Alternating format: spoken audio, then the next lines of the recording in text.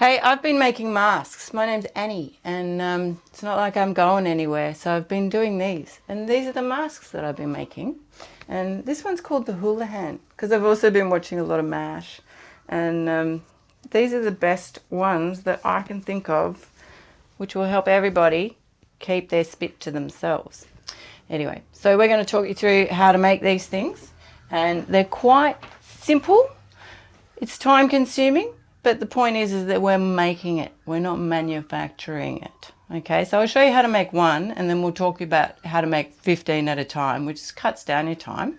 And you can really punch out some stuff. Making, not manufacturing. Artisanal, that's the key. Anyway, so talk through your equipment first. What you're going to need, sharp pair of scissors. Very sharp, very good. Don't cut wire with these scissors. You're going to need a pokey thing. Some people might use a knitting needle. I don't. I use a nice chopstick. So the fabric that we're going to cut, you want a nice lightweight 100% cotton. 100% cotton's the key. If you want to go foo-for-new, you could go 100% silk, because apparently that has very good qualities for snapping viruses. However, we go with this light stuff. Spotto, reverse garbage, get it anywhere. So what you need is you need two pieces that are going to be 7 inches by 8.5 inches, 22 centimetres and 18 centimetres for the young people, and two strips that are 34 inches long and 1.5 inches wide. When you're cutting, here's a handy tip. With these ones, you can fold over your fabric and cut the two pieces at the same time. I'm going to recommend to you though, that if you are going to cut it out that way, cuts down a lot of chopping, is fold it with the right sides in. Because then that's in the right position for when you actually need to sew it in about 5 minutes. Okay, so what we're going to do, we've got these bits, we've cut them out, they're nice. If you've got something with lines on it, make sure the lines go horizontal, because if you cut it with the pattern going vertical, I mean, you might like how that looks. To me, it looks very freaky, and it works weirdly with the pleats. So once you've got this strip, right, you're then going to jump on the iron and you're going to fold it in half with the right sides in. You can see the difference between that. That's kind of pale, that's really punchy. Right, so you fold it in half and you iron along that crease. All right. Then once you've done that, you see you're inside. You're going to lay this one down and either get your measuring tape or do something like this. I've done this because I'm making like heaps of these things. So I've just got the measurements marked out, and I get a biro to mark it with. And what you want to do is on the non-folded side, you want to just put a mark there. And that's a 4-inch gap. So what's going to happen there is that's our gap that we're putting the actual mask in. Okay? So we've got 2 of those, and then we're going to jump over to the sewing machine. Right, so we're going to take our panel piece and our 2 sidebar pieces, and we're going to jump over to the sewing machine. Okay, so when you're sewing, you're just going to use a straight stitch, and the seam that you want to make is about 1/4 inch. So you can, and it's about half the size of the sewing machine foot is the other measurement. So you're going to hit it and then just go backwards a little bit just to make sure it's secure. Backwards a bit. Done.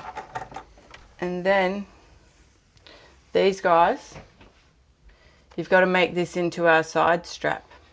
The trick here is, again, 1/4 inch. You want to go across the end.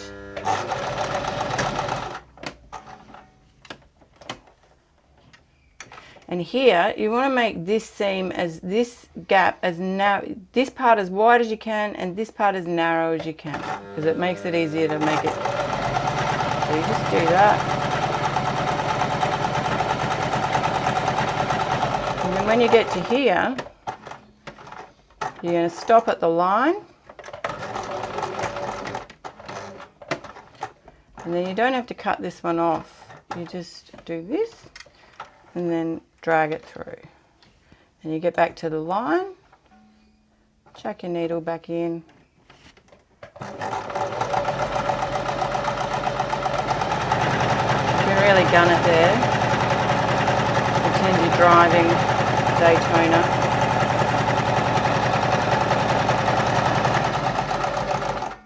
And you get to the end, you flip it around this way. Done. Do that twice. You've got your one like this. Which has been sewn. Which has been sewn at the ends, right? So what you're going to do is go to the end, snip this one off, and snip off the corner there, because then you get a nice neat end. Do that at both ends. Snip. And that one. This is where the chopstick comes in handy. Now this is fiddly, and you'll work it out. The thing is, you need to be a little bit firm and a little bit gentle. Another day in paradox. So you give that a rub, you separate the two bits of fabric, and then you get the pokey thing and you jam it in there, and then you feed that onto there. Once you've done it a couple of times, you'll work it out. All right. While you're there, it's really important you get the pokey end and you just poke out those corners so you get a nice finish, right? And then you do this. There you go. So that's your sealed in one. We'll do the other one just to show you how good I am. Yeah. Okay, so then you've separated the two sides, and then you just poke it in, and you're just kind of rolling it down the chopstick. You'll get a feel for it. Trust me. I'm not a doctor. Okay. So you poke out your corners. Do this one. Right. And then you've got that one, and then the one that we just sewed. So you've sewn the two sides together this way, and then you're going to turn it inside out. So, well, right side out really. So it does that. And then you're going to iron those seams. And what you're going to do is you're going to flatten it out, and then you're going to press it again along that way. So you get a nice clean edge, okay? Same thing with this one. You're going to iron it. So remember, we've got our gap in the middle, right? So what we need to do is iron this flat. Iron both ends flat. And the finish is we're going to have it look like that. So we've also ironed in the gap, like the hanging out bits, we've ironed it. So it's nice and flat. The next thing that you're going to do, you're going to jump back on the sewing machine, and you're just going to top stitch along that edge. Because the important thing is that we're reinforcing all of these seams so that when this thing goes through the wash, it's not going to fall apart, right? So you stitch along that edge, and it'll come up like this. So you get this little narrow, you're probably stitching 1 or 2 millimeters away from the edge, and it just finishes that edge so that you can, it keeps it sturdy. On both sides, yes, one on each side. So once we've sorted out our side straps and we've top stitched each of the edges, we're now going to jump onto the iron, and we're going to put the pleats in. And the pleats are the most important part, because that means that your face can fit in this thing. Okay, so the next step in the process is to put the pleats into the mask, and what you're going to need is some pins. I like long pins because they're easy to use. We're going to end up with something that looks like this, and if we pin it right, once you've pinned it, it's very easy to put it all together. One of the good things about using a fabric that's got a pattern or a stripe in it is that it makes it really easy to line up the pleats. And you shouldn't, I actually haven't measured any of these, I just kind of guess. and you can measure them if you like, but nobody's getting Employee of the Week, so it's okay. And ultimately, once it's on someone's face, you really can't tell. So what you do is you fold that one, start at the bottom, you fold that bottom one down, and because it's 100% cotton, you can just kind of crease it with your fingers and it'll sort of stay. So don't get disappointed, we will get to use the iron in a second. So then and when you put the pins in, put them in long ways, so then you can just stitch straight over them. You don't have to take them out while you're sewing, yeah? So you get the iron, just give it a little nudge there. Don't get the pin caught in the iron. But these things happen, and it's okay. Right, so you've got your first one there. Then you go up about to there, you bring the second one down. Very straightforward, give it a bit of a rub. Chuck a pin in there, and ultimately the size of this mask is going to be about between 3 and 3.5 inches with the pleats in. Right? Someone can do the conversion on that. It's probably just shy of 10 centimeters. Alright, give it a bit of a press. Fantastic. Get the next one, do the same again. And you're just kind of getting the top of the fold to sit just above the one below it. I don't know how much more scientific I can be about that, but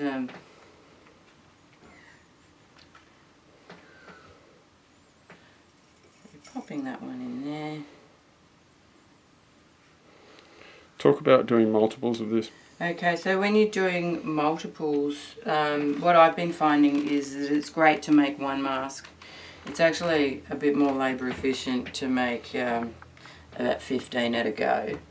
And it just means that when you're on the sewing machine, you're on the sewing machine. And when you're on the iron, you're on the iron. And it's basically process work. You know, you're doing 40 of these at a time, and it just means that you're not swapping between tools or crossing the room, so it does cut down a bit of time, and you can just kind of go zen on it.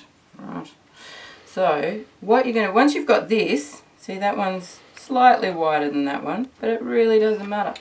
So you're going to grab our thing that we've prepared earlier, and we've pressed in those flaps. I like saying the word flaps. And you're going to just shove it in there. Fold it back over. And you want to make sure that the end of the mask touches that fold there. You can feel it. It will mean you've got a very even looking mask. You just drop a pin in there. It's like Google Maps. Drop a pin. Then put another one in there. The bottom.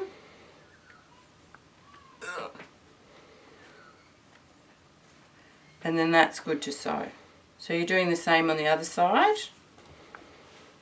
If you want to be super anal about it, what you can do is grab the scissors and just cut off all of those loose bits there.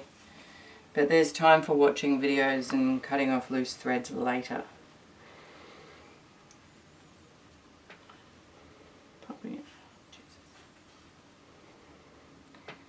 It is a bit fiddly, but the time that you spend fiddling and working on this detail now means you get a better thing at the end, and it's a lot cleaner. Shove it in there, fold it back over, drop a pin in, drop another pin in, like that.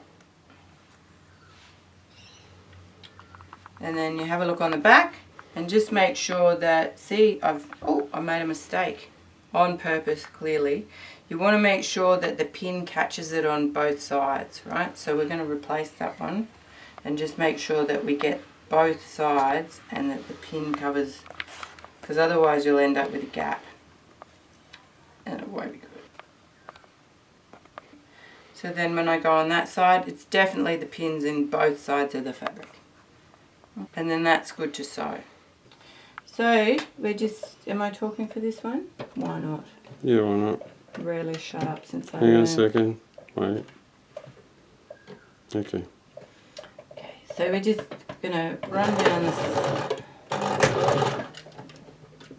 and learn how to use the sewing machine. Alright. So we're going to run down the seam side again.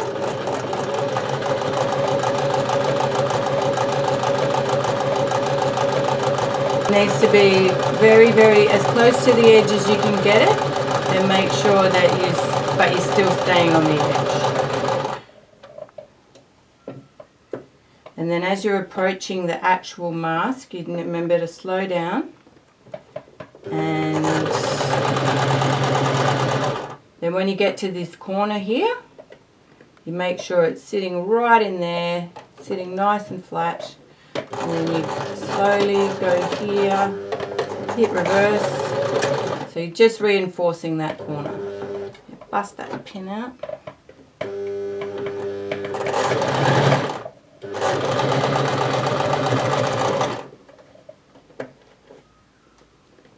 And same again on the next corner. Talk it through again. And then you're going to reinforce that edge. Why? So that, because that gets a lot of tension on it, because that's where it's going to pull off for when you need to tie it up. And then you just hammer it back down this end.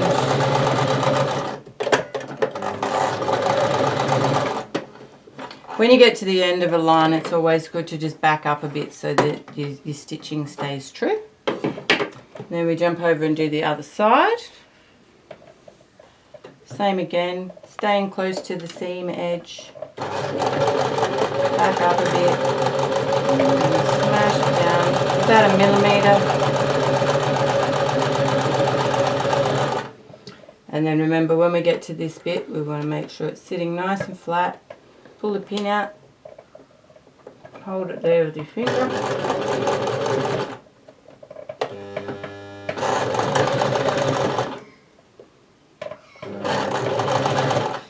And again, you can pull it through from the back because it's a bit thick here. Because it's got to go through a lot of layers.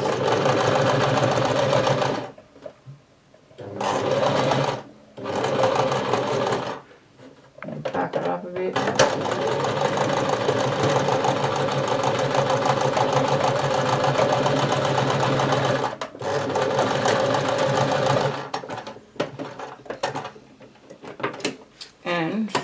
We're done. And then when you're sitting on your couch, being a good responsible citizen, sitting on your couch, you go back and you just snip off all of the threads and stuff and tidy them up. And then I would recommend, if you're going to make a whole bunch of these, put them in the wash them before you send them, because you don't want to be posting these anywhere already full of disease. So with these masks, I mean, ideally you can make these for yourself and your family, so you're not using disposable masks. The good thing about these, you chuck them through the washing machine, 100% cotton, put it on a high temperature, lurgy, gone.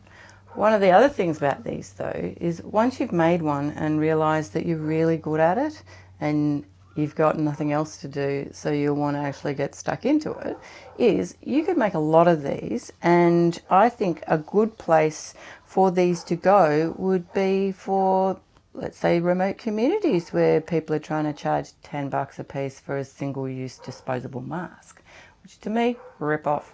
These guys, everyone can have their own. It can go through the washing machine. So I'll go the red side out. And how good do they look? This way.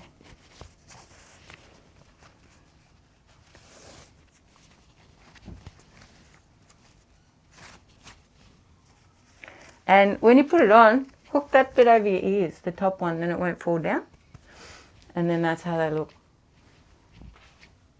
And do the thing where you can just undo it and it hangs off your neck. And then when you want to go and have a cup of tea,